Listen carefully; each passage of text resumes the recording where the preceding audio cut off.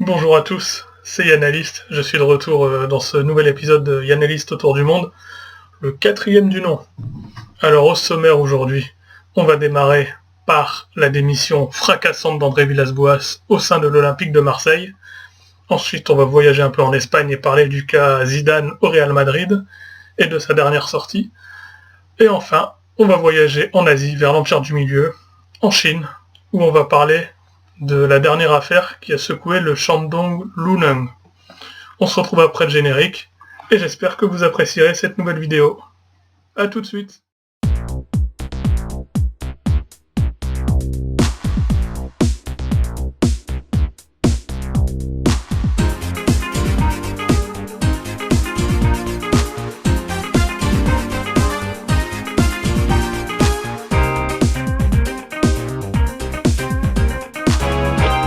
Alors, on démarre tout de suite avec la démission surprise d'André Villas-Boas en plein milieu d'une conférence de presse, 2 jours après l'annulation du match OM-Rennes. À se demander s'il n'a pas voulu faire comme un de ses prédécesseurs, Marcelo Bielsa. Tout le monde a été surpris, pris de court, la direction y compris. Et en parlant de ça, la direction a engagé une procédure de mise à pied à l'encontre d'André Villas-Boas, parce que moi je le savais pas personnellement, mais quand tu es en CDI, tu n'as pas le droit de démissionner de façon unilatérale, sans en avertir tes supérieurs. En tout cas, c'est ce qui a été remonté. Cette démission est vraiment un cataclysme dans ce club qui est de plus en plus contesté. La direction sportive est de plus en plus contestée. L'air devient irrespirable pour Jacques-Henri Hérault. Ça fait plusieurs années qu'il est là, mais le désamour n'a jamais été aussi profond avec les supporters. Outre ces petites déclarations du style quand les supporters marseillais s'enflamment trop, prenez donc une tisane, ça va vous détendre. Ou plus récemment, cette conférence de presse, ou cette interview sur RMC, je crois, où il a dit que le moral des troupes, puisque la plupart des employés de Marseille, du club de Marseille, sont marseillais. Leur morale est impactée par les résultats du club de Marseille, leur productivité est impactée. Donc Jacques-Henri Hérault déconseille au club de prendre des locaux. Bon, cette phrase, elle a fait boum, hein, elle a complètement explosé, elle a complètement enflammé les esprits. Le désamour était croissant. Je crois que suite à cette phrase, la fracture, elle a été complètement consommée, entre guillemets.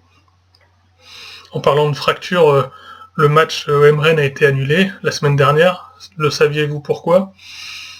Même plusieurs groupes de supporters ont voulu réclamer des comptes à la direction marseillaise pour les résultats décevants de ces derniers mois, pour la campagne catastrophique en Coupe d'Europe, pour la condition physique douteuse de certains joueurs comme Dimitri Payet, la tête d'affiche du club. Ça a dégénéré. Il y a eu du vandalisme, il y a eu des affaires volées dans la commanderie. Le défenseur Alvaro González a été touché au dos par un jet de projectile. C'est complètement fou. C'est complètement fou. Alors certains diront que c'est parce que les supporters ne peuvent pas aller au stade, ils ne peuvent donc pas s'exprimer. Et de ce fait, la direction vit un peu dans son monde en voulant ignorer un petit peu tous les problèmes inhérents au club. C'est des choses que j'entends, mais t'as pas le droit de... Enfin, t'es pas content, t'as pas le droit de tout casser, quoi. Enfin, je pense que ces supporters ont fait beaucoup de mal à leur club. Pendant très longtemps, j'ai eu extrêmement peur que Marseille ne trouve pas de successeur à Villas-Boas, parce que quand tu vois ça de l'extérieur, tu te dis, mais qui va vouloir aller dans ce merdier ? J'ai beaucoup de respect pour les supporters de Marseille. C'est une ville où je suis allé 2 fois, enfin pas beaucoup. J'ai beaucoup apprécié cette ville. Même si je suis pas supporter de Marseille, la ferveur marseillaise me fait quelque chose. Mais quand j'ai vu ça, j'ai eu honte. J'ai eu honte pour le club de Marseille, pour les supporters.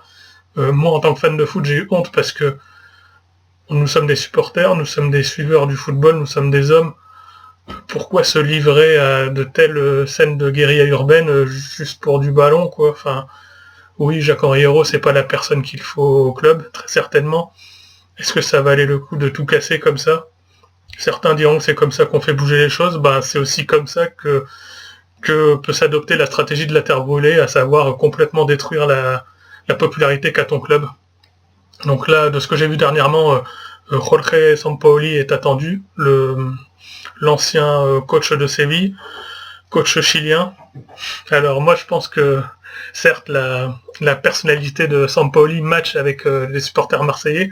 Sampaoli, c'est un mec passionné, un mec sanguin, un mec vivant, entre guillemets.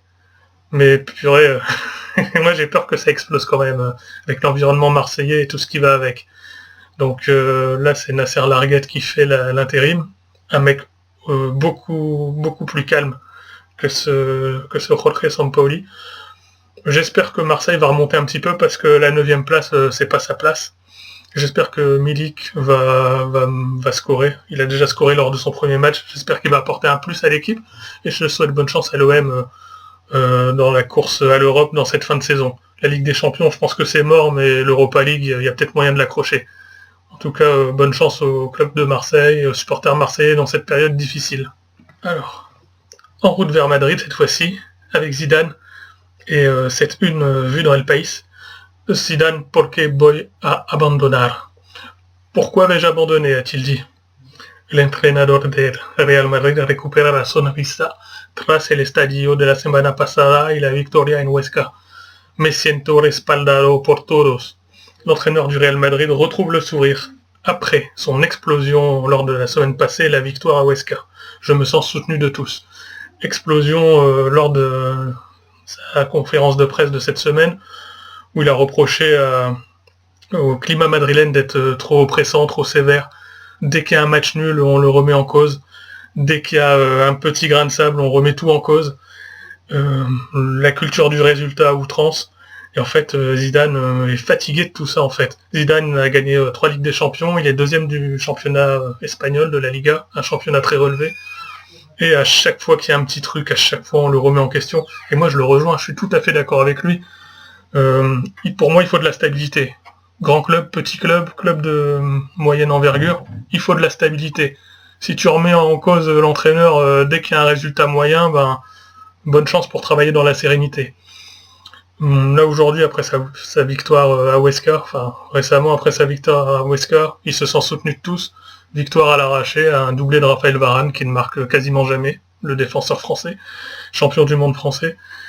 Et Zidane est soulagé, ça lui permet de voir venir, en attendant la prochaine crise, entre guillemets, parce que le Real Madrid, dès qu'on fait un match nul, c'est la crise. Pour moi, Zidane, c'est un grand entraîneur. 3 Ligues des Champions d'affilée, personne ne l'a fait.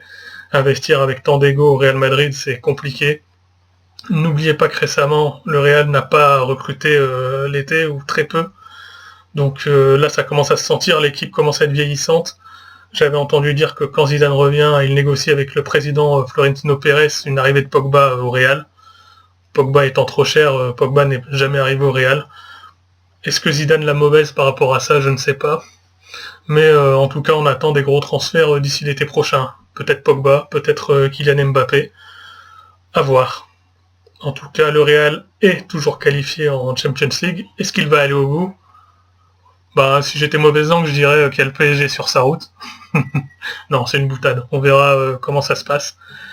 Et je sens qu'on va se régaler les prochains mois avec la Liga Espagnola et la Ligue des Champions. Alors, on se retrouve tout de suite en Chine, à Shandong, pour parler du club du Shandong Luneng. Tai Shandue, Zheng Jingji Gaotong Chuli, Zheng Wu Yuan Yaguan Le, Wei Gai Guan Ding Lun. Le club de Shandong Luneng communique en urgence pour faire face à cet énorme problème, à une énorme déconvenue. Est-ce définitivement raté pour la prochaine Ligue des Champions asiatiques? Le verdict n'a pas été rendu. Alors, vous avez remarqué comme moi, c'était pour voir si vous suivez, il y a une petite faute de frappe dans le sous-titre. C'est bien sûr pour, hein. Le E n'a pas lieu d'être. C'est un R. Excusez-moi. Donc pour parler un petit peu de ce problème, le club de Shandong va potentiellement être privé de la prochaine édition de la Ligue des Champions asiatiques, quand on sait l'énorme manne financière que représente cette compétition pour les clubs asiatiques. C'est un énorme camouflet. Le club en plus avait été vainqueur de la Coupe de Chine, donc avait mérité sa place sur le terrain pour de la compétition. Alors me direz-vous pourquoi le club ne participera peut-être pas à la prochaine édition? Eh ben c'est pour des salaires impayés. Pour des salaires impayés, des retards de paiement. Du coup, la commission asiatique, la Fédé asiatique a épingler le club et le sanctionnera très certainement. Le verdict n'a pas été rendu encore, de ce que j'ai pu voir sur l'article en chinois. Sur l'équipe, la une paraît plus définitive, l'article paraît un peu plus définitif. Donc le club est en attente, mais c'est un énorme camouflet pour les fans et pour les supporters. Et on espère que ce camouflet ne va pas mettre à mal les finances du club chinois. Et on souhaite bonne chance au club, évidemment, pour la prochaine Ligue des Champions asiatiques. Le dernier vainqueur, il me semble que c'est Guangzhou Evergrande. Donc les clubs chinois ont font toujours face à un grand succès dans cette Ligue des Champions asiatiques. Au fait, je voulais revenir sur le cas d'André Villas-Boas. J'ai fait une petite erreur un peu plus tôt dans la vidéo. C'est bien sûr dans le cas d'un CDD que tu ne peux pas décider de ta démission de façon unilatérale, et non dans le cas d'un CDI. Ma langue a fourché. Encore désolé, et je ferai plus attention lors des prochaines news que je vous présenterai. Voilà, c'est tout pour aujourd'hui. En passant par les événements un peu chaotiques à Marseille, l'exigence extrême au Real Madrid et, on va dire, la comptabilité folklorique du Shandong Luneng, nous avons bien voyagé ensemble. J'ai pris beaucoup de plaisir à préparer cette vidéo, j'espère que celle-ci vous a plu. N'hésitez pas à vous abonner, n'hésitez pas à relayer ma chaîne autour de vous, un tout nouveau sympathisant, tout nouveau abonné, tout nouvel abonné est une super nouvelle pour moi, et une bonne reconnaissance pour ce que je fais. N'hésitez pas à continuer de me faire parvenir vos retours sur les réseaux, ou bien en commentaire de cette chaîne, ils sont toujours très constructifs. Et je vous souhaite une excellente soirée, ou excellente journée, selon quand vous regardez la vidéo. Et pour la communauté chinoise qui me suit, et mes amis et moi-même intéressés par la culture chinoise, je vous souhaite un excellent nouvel an chinois.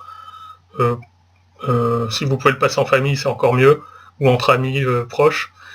Et en tout cas, moi personnellement, je vais bien manger, j'ai hâte. À très bientôt, et on se retrouve très très vite.